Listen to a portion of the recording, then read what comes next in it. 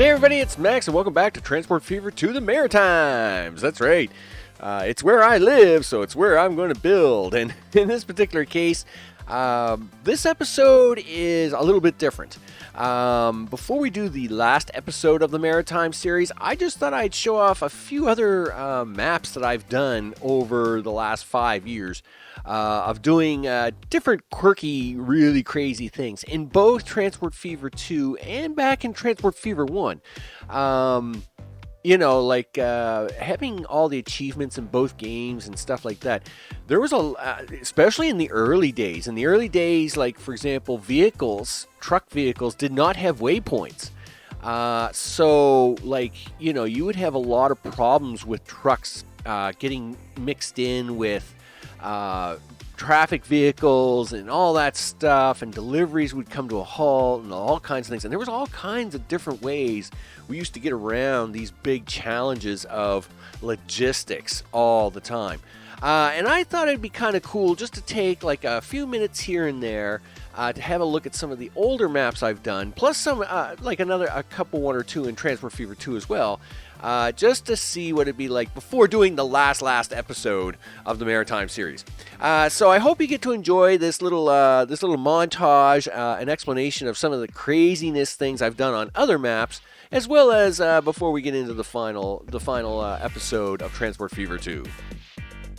Now, our tour starts here in Transport Fever 1, and anybody who's been a long-time player of the Transport Fever series is going to recognize this map without me even saying anything about it. This, of course, is the Kernel Failure North America map in Transport Fever 1, and this is a very famous map. Of course, Kernel Failure is probably one of the top people who've played Transport Fever, and of course has played many different maps of many different in his series, and of course he made this North America / European map, and I have played this map in full 6 times, twice on hard, 4 times on medium, and again, I got many achievements on here. Playing it in hard mode, super crazy. Like, you know, and you got to remember, back in the early days of Transport Fever, and I'm going to explain some of these, there was no waypoints for vehicles. So you had to do some really crazy tricks to get freight to move as heavily as you could. Just starting with the North American side of things, this has not only 1 but 2 mega freight platforms, and these things are freaking amazing. I love watching these things. I mean, again, this is one of these times where you make something and you can literally watch it for hours as trains pulling in and out and dropping off. One of the big tricks you can do in Transport Fever in general is you can touch point stations together, right? So you can actually put down a station, which by default allows you up to 8 tracks. But there's no rule saying that you can't take another station and just directly touch point the roads on those stations to another station. And by doing so, you've now taken your one station of 8 track, and you can see the thin lines on here. You can now turn that into like tracks of like mega magnitude, right? Like where you can have like 24 lines coming in on multi-platforms. And that's what you see going on here. You actually have trains bringing in raw material on some platforms, then flopping it over onto other platforms for other trains to take off to then go build other things.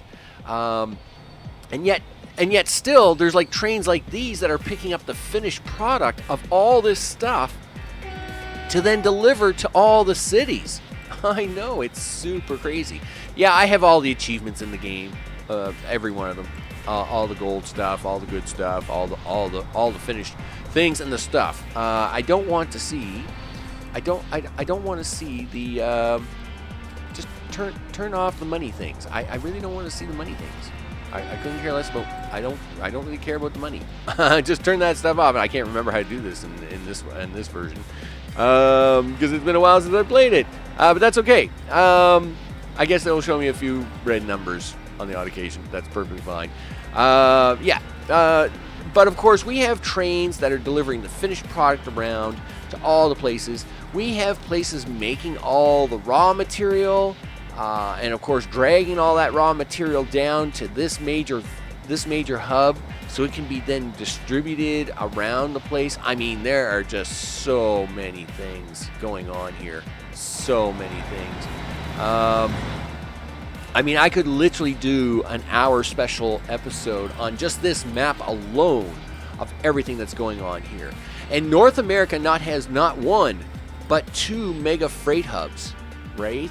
Where it will drop off. So this is another whole interior section of getting raw material and then getting it all together and then dropping off the finished material, and then trains are circling around. So them same trains that were picking up finished material here, they'll drive down, drop it all off on these cities, then pick up again and then drop it all off on these cities on the way back around. Now, you must be wondering what this big gargantuous mess is.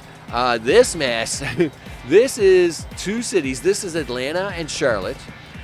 They merged together, and actually New York tried really hard, but I never could get the 2 of them to fully connect. But these 2 connected long ago, and in this particular case, again, as I mentioned, when it comes to freight delivery and just getting stuff to deliver in there, because you didn't have waypoints, trucks driving into your cities were a total nightmare. Now, yes, they would use bus lanes, but I mean, even with bus lanes and all that, and you can see I have lots of bus lanes all through the cities and stuff, they were still running into major headaches, like major traffic headaches. So I had to do tricks like this, where literally I would have a truck line not actually go into any city. The only time the truck would actually go into the city is off of these bridges to drop off into these terminals, which would then unload into the appropriate zone. And then they would drive right back up onto these highways, and I would actually be using halt terminals as waypoints, but not stop points. So that's what you see going on here. What you see is a big freight loop going around with freight lines running through it, so as to drop goods into the cities fast enough that the cities could keep growing. And that's what you see here. I mean, Atlanta's got a population of almost 4,000 people. And Charlotte here, same deal. It's at 3,300 people. I mean, it's just got people. And remember, back in this time, you had to supply all the industry, all the things, right? You had to shove as much stuff as you can get in here as it will take, right? And I mean, these are really cool cities. Now, this is only one side of the map. Oh yeah, we have Europe. Europe is just as good. And here's it's got its mega freight terminal over here, which of course, not only is it all of the industries of Europe, but Europe was really short on 2 or 3 things. So we have a huge shipping freight line system going here, which is taking the extra material from North America, ships it down, brings it all here by freight train, right? And that's what you see all these big boys doing. These big boys, that's a big boy right there. Look at that. He's coming in here. There he is. What are you up to, big guy? And back in these days, you know, you couldn't get the maintenance to work right and stuff. I mean, these trains are hundreds of years old. But these trains are all bringing in fuel and supplies. Then they're dropping off. And then these boats are coming in and picking up all the food, extra food and supplies, taking it to Europe, where then trains over here are then picking up and trying to drop off. I mean, some of the freight logistics on this map is just crazy. It's super crazy. You know, just to look at the colors of some of the lines I got going on here. You know, but I mean, there are lines and lines and lines. I don't even know. I can't remember quite how to stretch this one out. I know you could. I'm pretty sure you could. But yeah, I mean, we just got so much stuff running over here all the time. You know, like there's so much money, so much of the money's happening.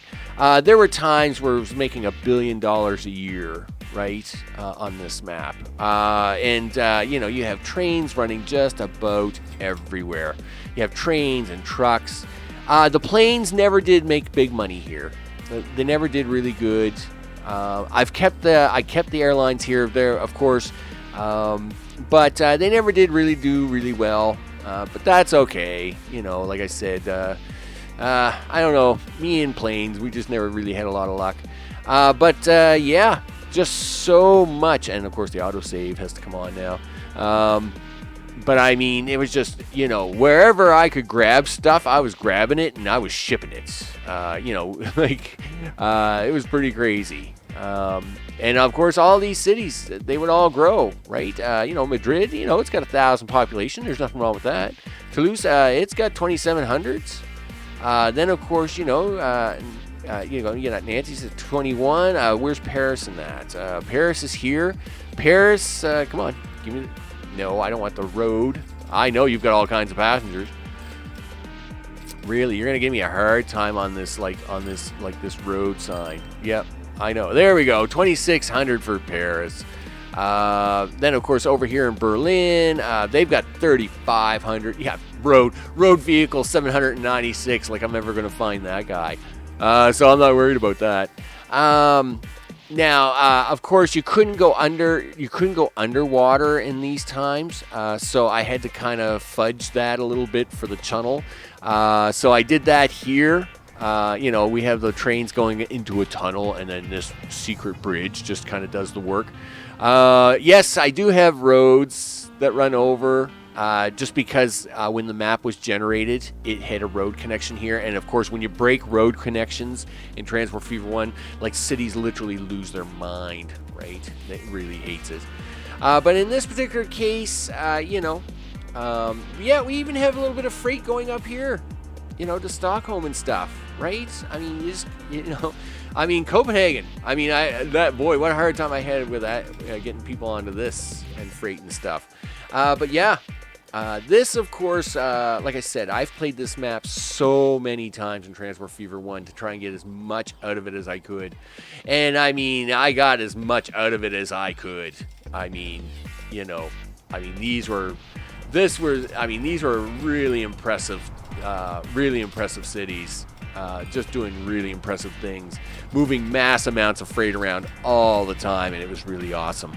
But let's have a look now at another map in Transport Fever 1. As much as I played this map a lot, there was a couple other maps that I played, and let's have a look at those as well. Okay, there was actually like 3 Florida maps I played of the Florida Keys, and this is just one of them. But I had to pick one. I mean, you know, we'd be here forever. This was a mega map. That was on the workshop, and of the Florida Keys. So of course, the Florida Keys, to start up here in it'd be the bottom tip of here, of course, of the mainland part of Florida. You come in here, the Big Pine Key, of course, and the Raymond Key and Summerlin Key.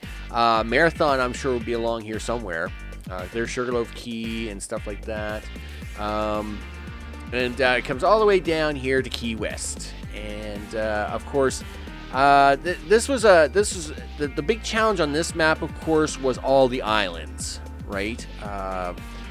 So you couldn't run one of the few things you couldn't do on this map was run big, huge wide freight lines, right? I mean, it would just cost you a fortune. You'd never be able to make any money.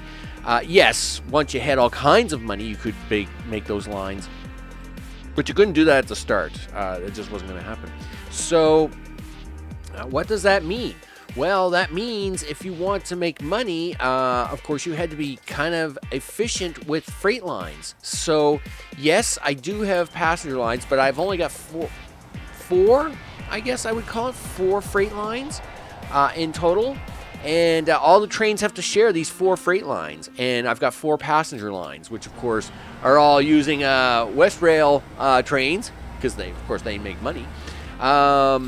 And in this particular case, again, this map was a lot of fun, and it's a really pretty map to look at. This map was probably the closest you would get to what would now be the Palm Beach type maps in Transport Fever 2. And that's why I really enjoyed this map. It had a lot of water. It had lots of nice stuff to look at. We should be able to get one of these trains here and go full blast on it. Yeah, we'll just follow you through, big guy. We'll put you up here in the corner. This was just a really nice map to look at, to work on. It had plenty of challenge. I don't remember you going back that way. Why are you going back that way? Maybe you're one of my two little mini bi-directional maps. So here, this is one of the few times I actually do like a full double circuit line and a local line, a local to local transport. I know, that's pretty crazy. So a lot of these trains just do local run. They don't actually do like a full loop. Which of course keeps them nice and profitable, right? But in this particular case, let's see if we can find one of the freight trains too. You one of them? Yeah, you're one of the big brick trains. And of course, again, this was just a really cool map to play on. The logistics problems of it, right? Getting tracks over the water without going super broke. That was always a big challenge. I miss the red girders from Transport Fever 1. In Transport Fever 2, they've made everything silver. Yeah, okay. But I do miss the red girder trains from Transport Fever 1. That's for sure. Again, logistics problems like this. Very little room to have like drop-off stations and all that kind of stuff. So you were always trying to figure out little quirky ways to get freight delivered into towns like this, right? Like, look at this jinky jink road to make this work. But it worked, right? You kind of did a thing and it worked, and then the towns got their stuff, but that was all part of the fun. It was part of the challenge of just being able to, make things work. Oh yeah, and you just ignore this flashing light, right? You would never get all this stuff working 100% of the time. And it like to do the silliest flashes, like the sawmill isn't running at 100% efficiency. Try to ship more items. You know what? I don't care if it ships or not, as long as it's making me money. That's all you need to worry about. But yeah, there was all kinds of logistics problems and solutions that, you had to come up with all the time. Like this whole double cross loop I got going on there. That was really fun. But this was the thing you had to do. And I must admit, I did really enjoy working on this Florida Keys map, because there was lots of logistics problems about getting towns to work and getting things to work. And you got to remember, there's no pausing. There's no stopping of time, right? So, like you would be building and you would have only so much time with certain trains and certain vehicles to get certain things to work. And, I had certain targets, like, 1970, like in the early 1970s, I'd want these trains.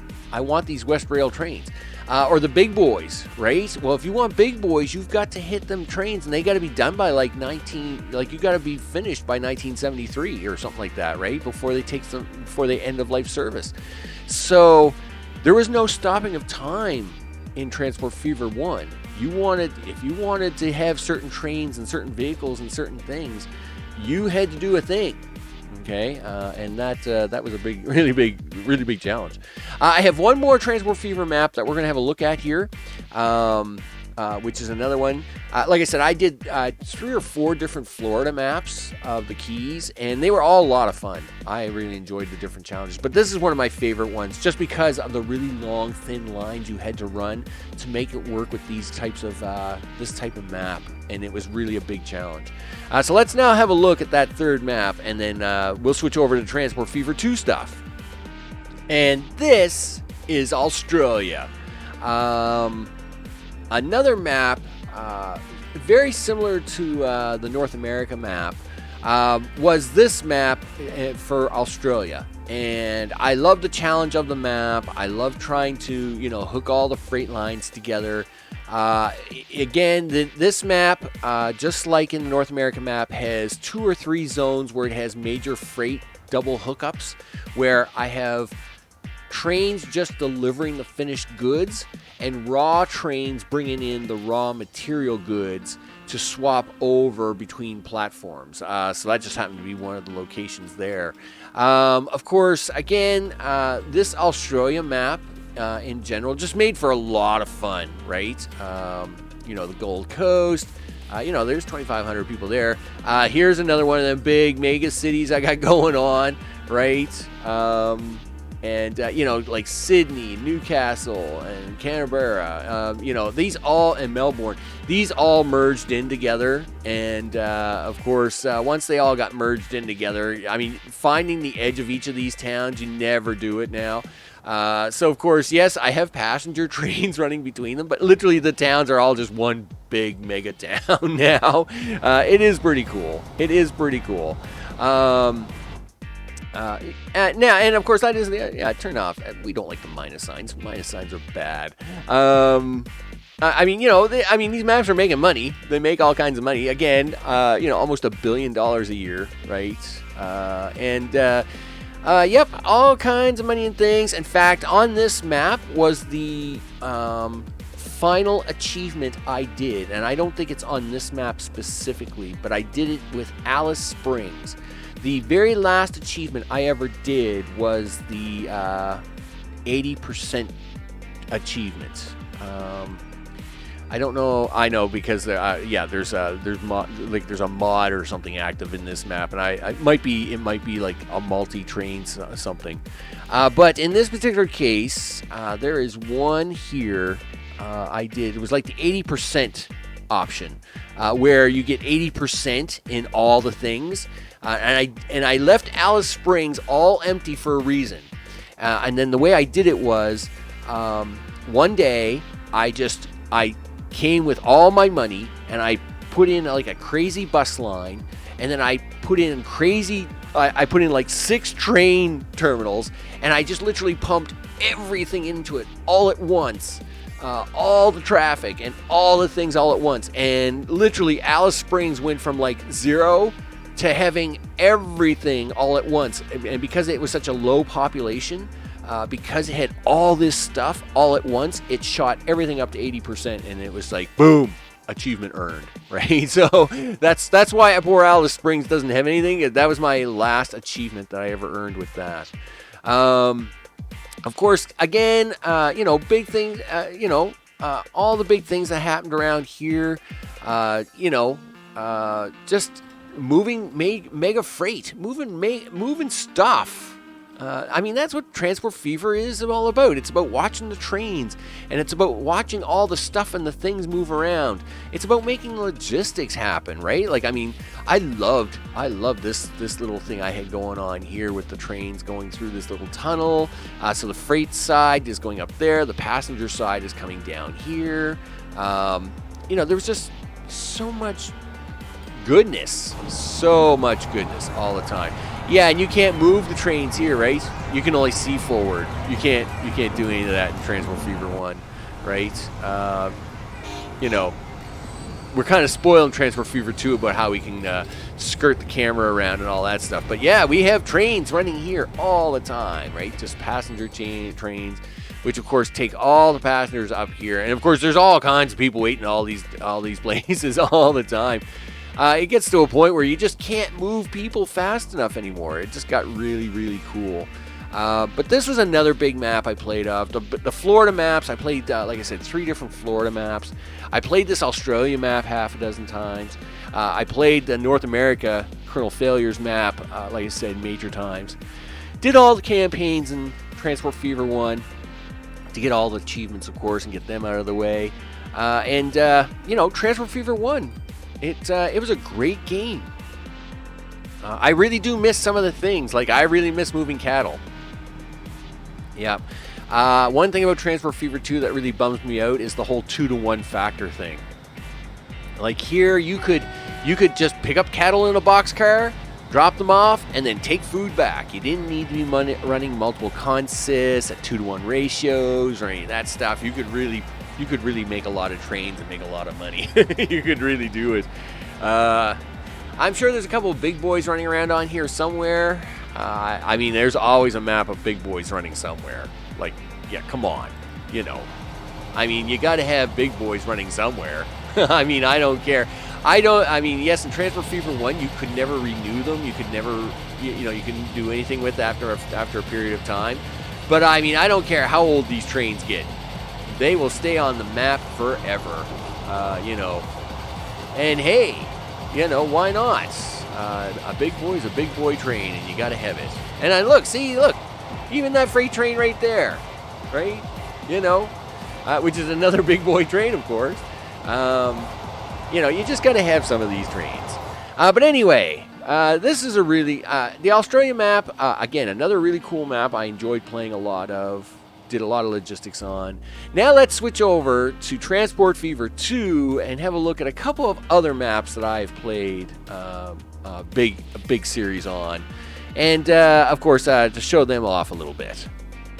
So, in Transport Fever 2, I have two main maps that I really like to go with. And this one may actually look familiar to those who actually watch my outros on my Transport Fever 2 series shows. And that's because here in Lakewood, this is the main scene with this big amount of tracks going around it, running off to other cities. This is actually, and I must admit, this is actually a really cool. This map was a really cool map to play. It's a huge map. It's a huge 1x3, and so just to run back and forth here, it has 6 cities on it. That's it. One of the things I might talk about maybe in the last part of the series, but I'll talk about a little bit here, is that even on really large maps, don't run a lot of cities. If you want cities to really, really boom and grow and have like crazy numbers, even on huge maps, don't have a lot of cities, right? So this only has 6 cities on it. And all of them are big cities, but Lakewood's a lot of fun to watch because, when you're watching this one, it's got a lot of trains going back and forth here all the time, so it's actually pretty cool to watch, that's for sure. But, this city is done really well, really good, right? It likes the stuff it gets, that's for sure. But now the end cities, of course, they're going to do a little bit less because, of course, they're not getting nearly the double side traffic, right? So here, Las Vegas, because it's only getting this traffic from one way, it does a little bit less. And sure enough, way up here on the other end, the Torrance, because it's only getting traffic from one way, is only going to get one end, right? So, that's a thing.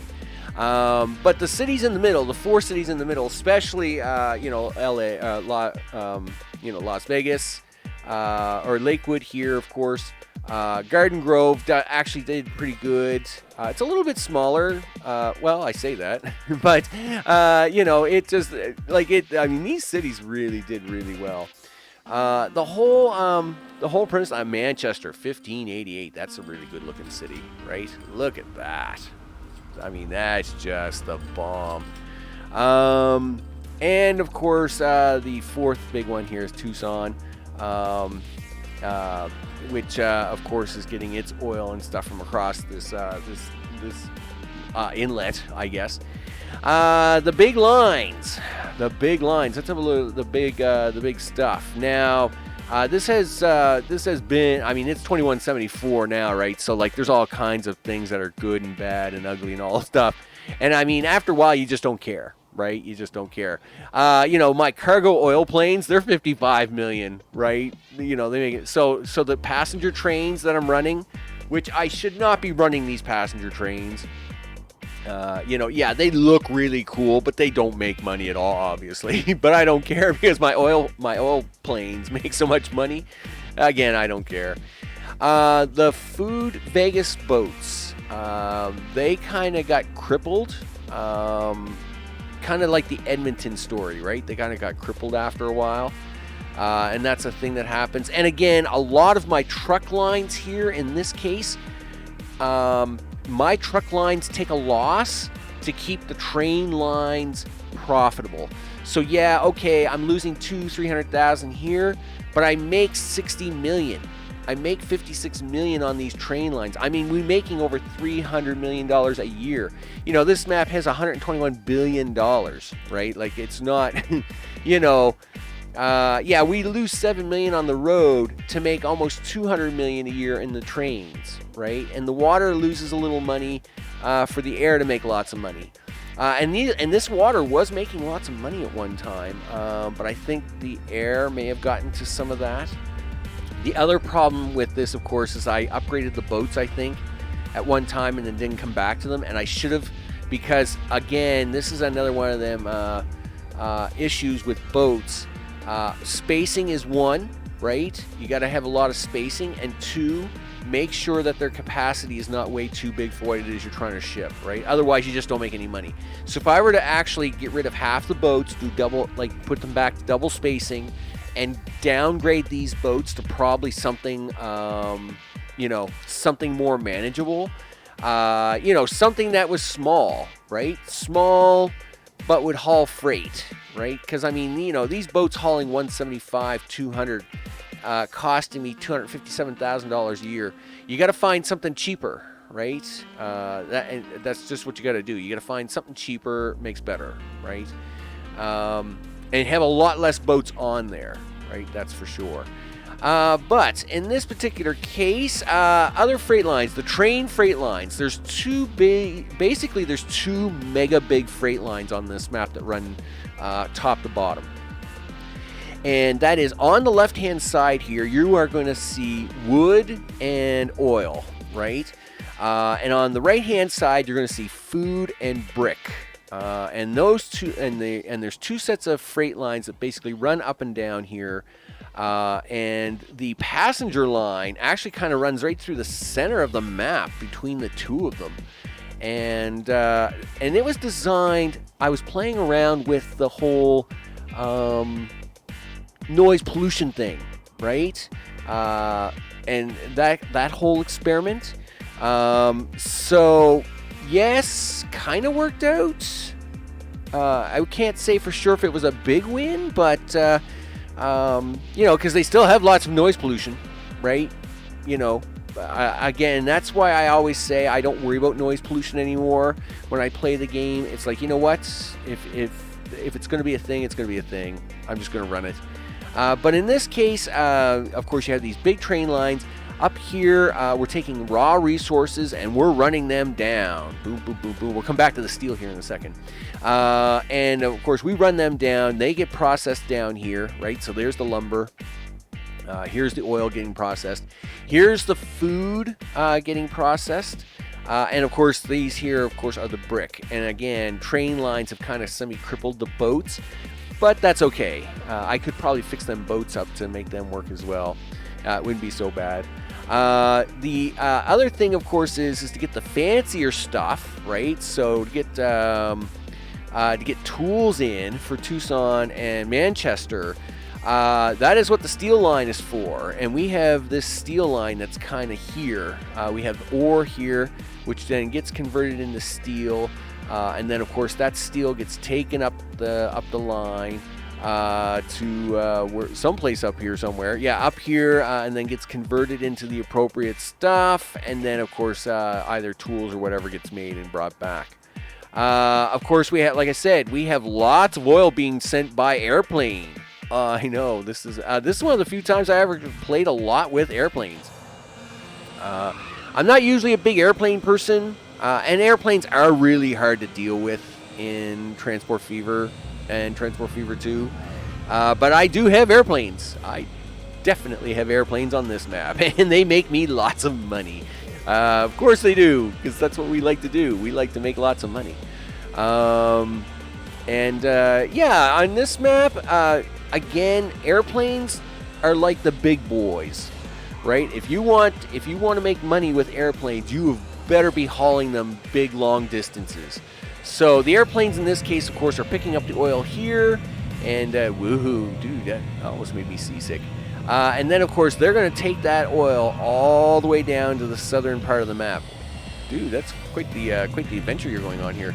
Yeah, they're going to fly that oil all the way from the north to the south, and then they're going to fly it all the way back up north again to get the finished product.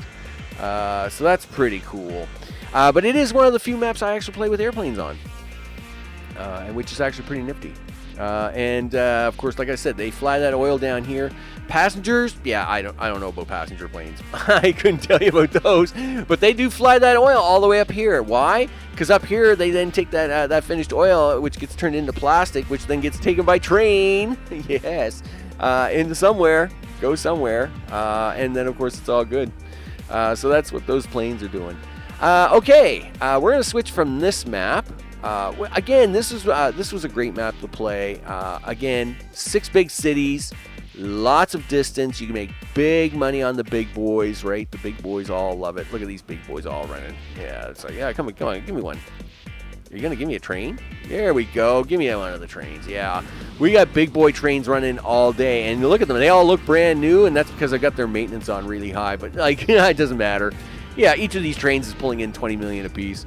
They're making me money. That's what we do here. Let's now switch over to another map, another one of the new cool maps in Transport Fever 2 to have a look at that one. Okay, this plateau map was another big map, which I want to play in Transport Fever 2, of course, along with the islands maps. The plateau maps were the other big thing that was new in Transport Fever 2 at the time. And this is another big, long 3x1 map. Again, this map only has 5 cities. Okay, so if you want big towns, you got to have less cities. Overall, basically, it's just like the other big map I play. Of course, we have big food centers, right? So this is me playing around. This is just me playing around, trying to see how much food I could pump into these things, for sure. Oil should be the other big one here. I think these are all food and oil towns, right? There's only the 2 industries needed. So here, of course, we have all the oil being picked up. You pick up all your oil here, or all your food, and then you drag it up to one end of the map or the other end of the map. So up here, you can do oil in a couple spots, and down here, you can do food in a couple spots along with oil processing. Yeah, overall, there's like 2 or 3 choke points here where you get some really cool train action happening. This, of course, is one of them because it's one of the few places where the passenger lines actually come along to meet up with the freight lines, and so that makes it really cool. I always like to leave myself a little bit of an extra challenge, so this is like a flyover within a flyover type deal, because I needed certain things to go one way, I needed certain things to go another way, and other things to go another way. I think these are all using Alcoas now. They are Alcoas, yeah, running passengers all over the place. Sure, and of course it wouldn't be a map without a big boy on it. We have all kinds of big boy trains, running fuel up and down. But I still have my Atlantics on here, right? You gotta love Atlantics. I'm telling you, they'll do the job for you. 442 Atlantics, they're great. They're great trains. And of course, like I said, there's 5 cities on here, so a little bit of money spent on on the cross hatching and stuff for Knoxville. And then, of course, you have Boston here.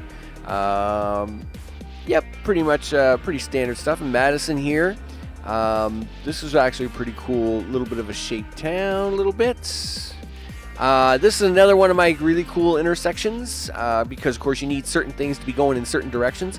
So I needed the passenger line to come over all this freight lines, but then to get back over the freight lines to go off to the town and this and that. And then of course you need oil to be coming in one way, but you need it to be going out another way and all that stuff. So yep, I got all kinds of over-unders, right? So this is like an over. This has to come over this line, but again under this line, so the passenger line could run on the right side. Yeah, that was all pretty crazy stuff. Yeah, I do all kinds of crazy stuff like that all the time, just for the cool effects, right? Because it's really cool. I mean, this has 2 or 3 really cool parking shots. This is one really cool parking shot where you could like just sit here. I could literally sit here for like half an hour and just watch trains come along, going up and over and down and under through all the trains and the bridges and stuff, and have done so many times. Hey, Madison got to 1,009, but it's not going to stay there for very long. I'm assuming it's a noise pollution problem, but that's okay. Yeah, it's just there's just some really cool views on some really cool places that you get to see on some of the maps that I've done. And again, it's all about just pushing the limits of the game, seeing what is it I can do with the game, right? Can I get, how much oil can you throw up and down a thing before it just says, no, I'm just, it's too clogged. You've got too many trains on a line. And that's what happens, right? Again, you get too many trains on too many lines, and then you start getting just the backups and lineups of trains. That happens a lot over here. So you'll notice here, like, we've got trains being parked. And you'll see that I've got that fixed really decent now, where it's only like parking one train at a time. But it happens a lot, especially in the earlier times. Like, you'd have a lot of freight trains just parked up here for miles, and it'd be like, no, that's not cool. That's not really what you want. So that's why you see me running so many like duplicity freight lines, because just to get the max speed out of the trains and the max freight of the trains moving as much as possible, I find a lot of times you've got to run multiple freight lines, just so as you can keep the trains moving. Otherwise, you just can't. You just cannot move the freight fast enough to run all these towns. And I've only got 5 towns on this map. Yet I've got this is a 12-line freight line here, right? And look at all the trains on it, just running all the time. And I mean, a lot of these are all the oil trains are all big boy trains. And yes, the food trains are all 442 Atlantics, but they're all running all the time. All these trains are running all the time, trying to get stuff moved up and down and around, to get things done. Right? It's pretty crazy stuff.